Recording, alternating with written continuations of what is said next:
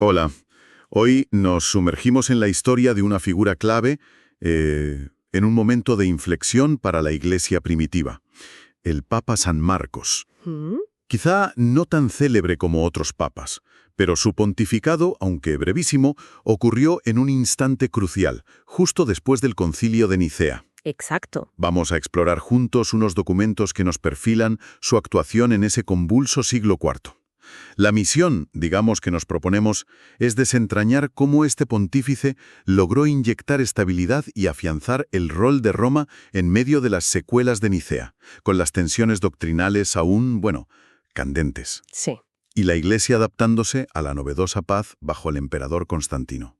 Vale, analicemos esto. Precisamente, los materiales que tenemos se centran justo en ese caldo de cultivo histórico, el año 336 después de Cristo, un momento de transición total. Ujú. Vamos a examinar el legado de Marcos y lo que su breve paso por la sede de Pedro nos enseña sobre la consolidación de la Iglesia, porque aunque apenas duró unos meses, su pontificado fue como un gozne en la puerta de una nueva era.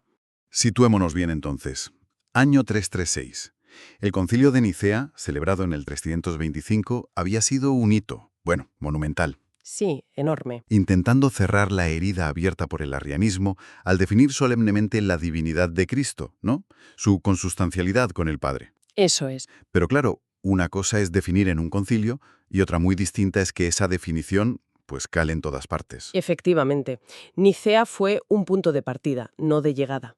La controversia arriana, que básicamente cuestionaba si Jesús era divino al mismo nivel que Dios Padre o, una criatura excelsa pero subordinada, ¿Claro? seguía muy viva, especialmente en Oriente, donde muchas figuras influyentes y partes del clero simpatizaban con las ideas de Arrio o con posturas intermedias, digamos. O sea que el debate seguía ahí. Y muy intenso. Además, a menudo se mezclaba con políticas imperiales, lo cual lo complicaba todo aún más. Y mientras tanto, en Occidente, el panorama presentaba otros desafíos, ¿no? Sí, diferente. La llamada paz constantiniana, esa nueva era donde el cristianismo dejaba de ser perseguido y empezaba a ser favorecido por el imperio. Ujú. Traía consigo oportunidades, sí, pero también peligros. ¿Cómo gestionar esa cercanía al poder sin perder la identidad? ¿Cómo organizar una iglesia que de repente crecía tanto? Es una tensión fascinante, la verdad. Por un lado, los privilegios imperiales, edificios nuevos, reconocimiento social, Claro. pero por otro, el riesgo de diluir el mensaje, de volverse una religión más del imperio, perdiendo un poco ese fervor inicial, esa radicalidad evangélica. Ya. Además, la Iglesia occidental, aunque quizá menos afectada doctrinalmente por el arrianismo que la oriental, necesitaba estructura, cohesión, una identidad clara frente a este nuevo estatus. Mucho trabajo organizativo. En ese preciso instante entonces, con Oriente debatiendo la naturaleza de Cristo y Occidente buscando su lugar en el nuevo orden imperial, es elegido Marcos, el 35º sucesor de San Pedro. Mm, Su elección misma ya envía un mensaje, imagino. Sin duda. Es una afirmación de continuidad. La sede de Roma, que había ganado un prestigio inmenso por el martirio de Pedro y Pablo y por mantenerse firme durante las persecuciones. Claro, su autoridad moral era grande. Exacto, ahora reafirmaba su papel como punto de referencia universal, ya no solo en la adversidad de las persecuciones, sino también en estos tiempos de paz aparente, pero que estaban llenos de complejidades nuevas. Vale. La elección de Marcos subraya esa voluntad de seguir anclados en la tradición apostólica frente a las novedades y las presiones del momento. Y a pesar de lo efímero de su pontificado, murió en octubre del mismo 336, o sea, duró meses, las fuentes le atribuyen un legado significativo. Sí, sí. El primer aspecto que emerge es su interés por las Sagradas Escrituras. Aquí es donde la cosa se pone realmente interesante. Se habla de que impulsó una revisión crítica de los textos bíblicos. Esto es crucial y quizás, más visionario de lo que podría parecer a simple vista. A ver, cuéntame. Aunque la monumental traducción latina de San Jerónimo, la Vulgata, que se convertiría en el texto bíblico de referencia en Occidente durante siglos, Sí, la famosa Vulgata. llegaría décadas después. Las pistas sugieren que bajo Marcos ya existía una preocupación activa por la calidad y la fiabilidad de los textos latinos que circulaban. Ah, vale. No se trataba solo de traducir, sino de asegurar la precisión del texto fuente, digamos. Pero, ¿qué implicaba esa revisión crítica en el siglo IV? O sea, ¿ya había dudas sobre los textos que usaba la gente? Más que dudas generalizadas, lo que había eran variaciones. Pensemos que las copias se hacían a mano, claro. Claro, una a una. Y las traducciones al latín, las llamadas Vetus Latina, eran diversas y de calidad, pues, desigual. Entiendo. Contra el arrianismo, por ejemplo, textos que hablaban de la relación entre el padre y el hijo, tener versiones latinas fiables y lo más cercanas posibles a los originales griegos era, bueno, fundamental. Entiendo perfectamente. No era un mero ejercicio académico para eruditos, sino una herramienta pastoral y teológica de primer orden para defender la fe que se había definido en Nicea. Exactamente. Si conectamos esto con el panorama general, como decíamos, vemos que no era un lujo intelectual, No. era una necesidad práctica. Y demuestra una iglesia que no teme la erudición ni el escrutinio de sus textos fundacionales, sino que los utiliza para blindar la relación frente a interpretaciones que considera desviadas. Ya. Es una apuesta por la solidez doctrinal basada en la fuente misma, la palabra de Dios. Se adelantó, en cierto modo, a esa necesidad que luego Jerónimo satisfaría plenamente. Fascinante esa visión proactiva, sí. Pasemos al segundo legado que se le suele atribuir, la liturgia. Los documentos indican que San Marcos introdujo avances en la organización litúrgica romana. ¿Qué significa esto concretamente? Pues significa poner orden y buscar una mayor coherencia en la forma en que se celebraba la fe en Roma y, por extensión, en las iglesias bajo su influencia directa. Claro. Tras la libertad constantiniana, la iglesia crecía exponencialmente. Nuevos fieles, nuevas basílicas enormes, era necesario unificar ciertas prácticas para fortalecer la identidad común. Se podría pensar, salvando las distancias, en la necesidad de estandarizar procesos en cualquier organización que crece rápido, ¿no? Para mantener la cohesión. Es una analogía útil, sí. Pero en el caso de la liturgia es aún más profundo, creo yo. ¿Ah, sí? La liturgia no es solo un conjunto de rúbricas o procedimientos, es la expresión pública y orante de la fe de la comunidad. Unificarla, o al menos establecer cánones romanos más claros, no era solo cuestión de eficiencia, ¿sabes? ¿Vale? Era una cuestión de unidad en la fe. Un lenguaje litúrgico común se convierte en un signo visible y poderoso de catolicidad, de universalidad, en un imperio tan vasto y diverso como el romano. ¿Y qué aspectos concretos se le atribuyen? ¿Se sabe algo del calendario, las oraciones? Las fuentes son algo escuetas en detalles específicos, la verdad, pero se suele mencionar su posible contribución a la fijación del calendario litúrgico, quizás con la inclusión de nuevas fiestas o la organización de las existentes.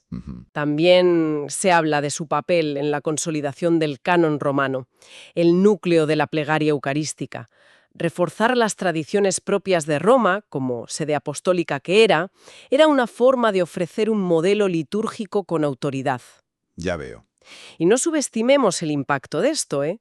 En un mundo donde las identidades locales eran muy fuertes, proponer un modelo litúrgico romano común ayudaba a tejer una red de comunión más allá de las diferencias regionales.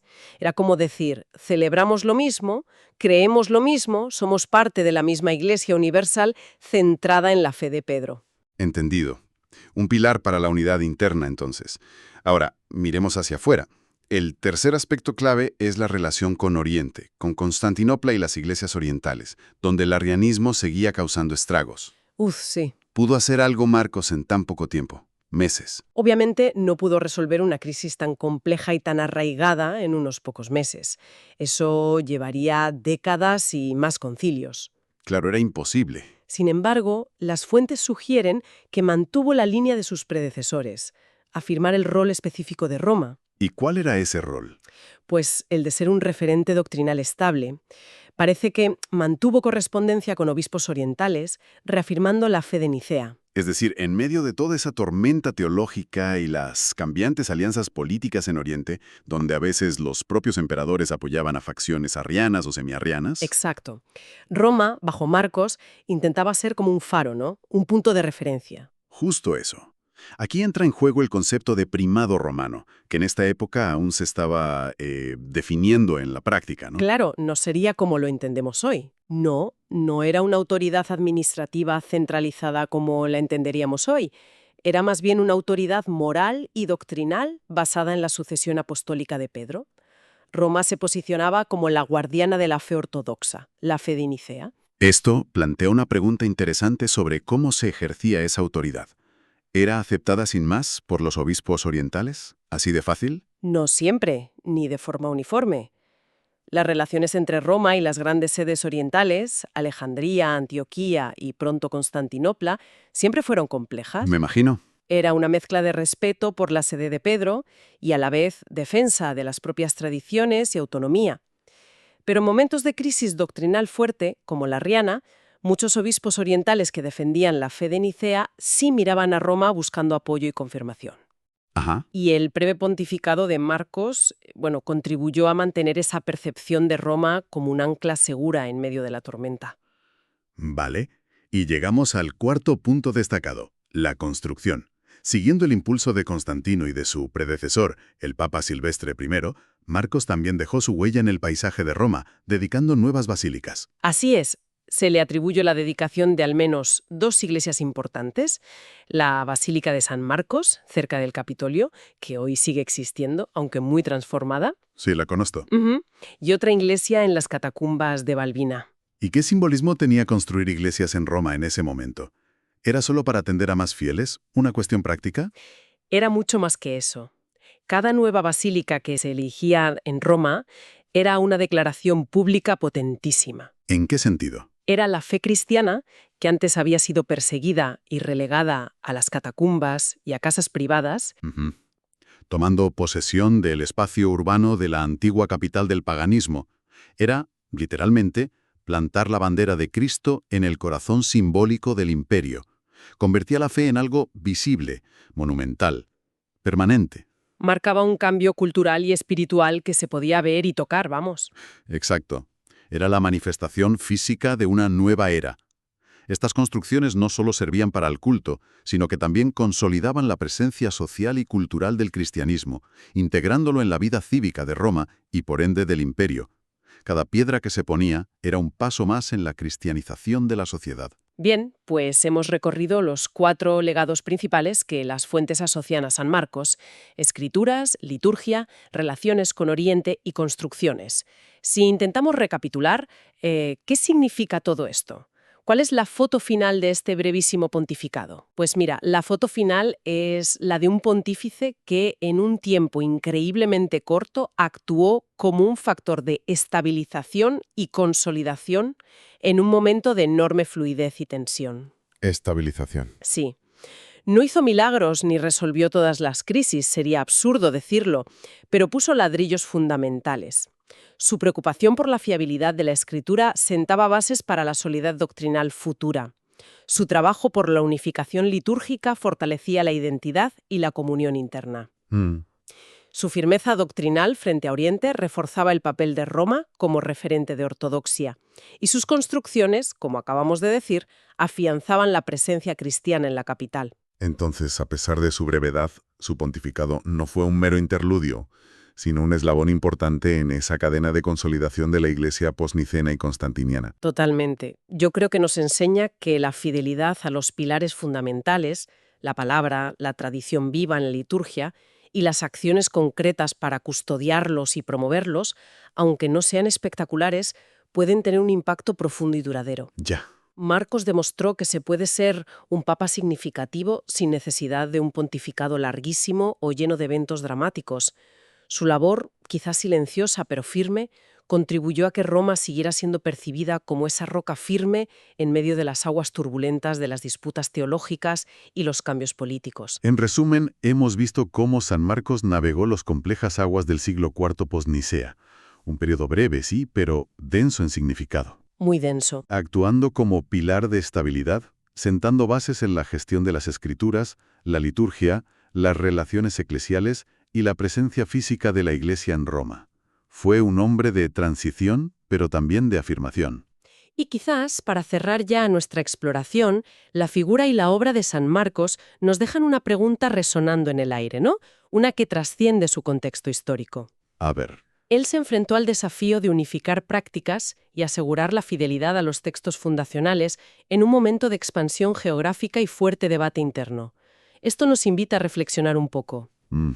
¿Cómo logran hoy las grandes instituciones globales, ya sean religiosas, culturales, políticas o incluso corporativas, mantener una identidad coherente y unos principios fundamentales sólidos mientras se adaptan a la diversidad de contextos locales y a la velocidad vertiginosa de los cambios globales. Buena pregunta. ¿Dónde reside la clave para ser un punto de referencia estable y confiable en un mundo marcado por la incertidumbre y la transformación constante?